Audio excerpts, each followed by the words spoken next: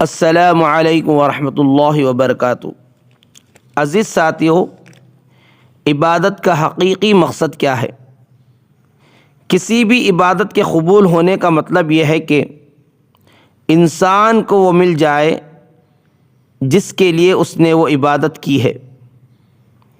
ہم بہت سی عبادات اور دینی مناسک ادا کرتے ہیں جن کے کچھ مقاصد ہوتے ہیں، جو مقاصد اللہ اور اس کے رسول نے طے کیے ہیں۔ مثلاً نماز کے بارے میں کہا گیا ہے کہ بے شک نماز برائیوں اور بے حیائیوں سے روکتی ہے، یعنی نماز پڑھنے والے سے فحش اور منکر صادر نہیں ہوتا۔ زکوٰۃ کے بارے میں کہا گیا ہے کہ مال پاک ہو جاتا ہے، معاشرہ خوشحال ہوتا ہے۔ روزے کے بارے میں فرمایا گیا کہ یہ تمہارے اندر تقویٰ پیدا کرتا ہے۔ حج کے بارے میں ارشاد ہوا، جس شخص نے حج کیا اور اس نے اس دوران کوئی فحش کلامی اور گناہ نہیں کیا تو حج کے بعد گناہوں سے پاک ہو کر اپنے گھر اس طرح لوٹتا ہے جیسے اس دن تھا جس دن اس کی ماں نے اسے جنا تھا۔ عبادتوں کے مقاصد اسی وقت حاصل ہوں گے جب ان کو حاصل کرنے کا آپ عزم اور ارادہ کریں گے۔ ہر وقت آپ کو ان مقاصد کا شعور ہوگا اور ان کو حاصل کرنے کی آپ کوشش کریں گے۔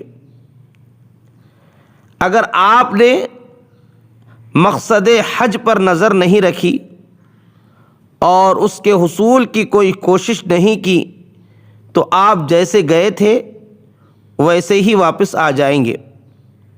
آپ نے جو وقت اور پیسہ خرچ کیا ہے فضول خرچی میں شمار ہوگا جس کا آپ کو حساب دینا ہوگا۔ ہم مسلم امت میں دیکھتے ہیں کہ ایک بڑی تعداد الحمدللہ نماز پڑھ رہی ہے لیکن فحش اور منکرات کی بھرمار ہے۔ ایسا نہیں کہ بے نمازیوں میں بے حیائی ہے، بلکہ نمازیوں کی شادی بیاہ کی تقریبات بھی کسی بے نمازی سے کم نہیں ہوتی۔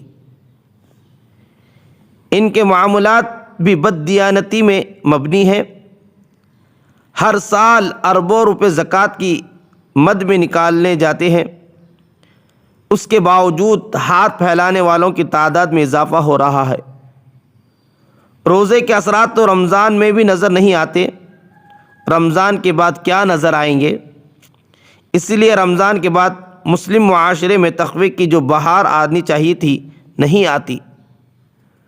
حج پر جانے والے بھی جب واپس آتے ہیں تو بظاہر ان میں کئی تبدیلیاں نظر آتی ہے۔ سر گنجا ہوتا ہے، ہاتھوں میں تسبیح ہوتی ہے، مخصوص عربی رومال کھاندے پر ہوتا ہے، ساتھ میں اس قدر سامان ہوتا ہے کہ کسٹم کاؤنٹر پر جرمانہ دینا پڑتا ہے، لیکن باطن میں معمولی سا بھی فرق نظر نہیں آتا۔ عبادات کے یہ اثرات ہیں جو ہمیں دیکھنے کو ملتے ہیں الا ماشاء اللہ۔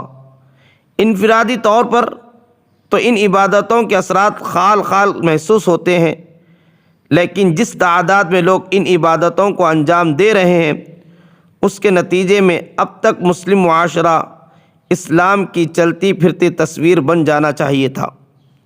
اللہ تعالی ہم سب کو ہدایت دے، کہنے اور سننے سے زیادہ عمل کرنے کی توفیق عطا فرمائے۔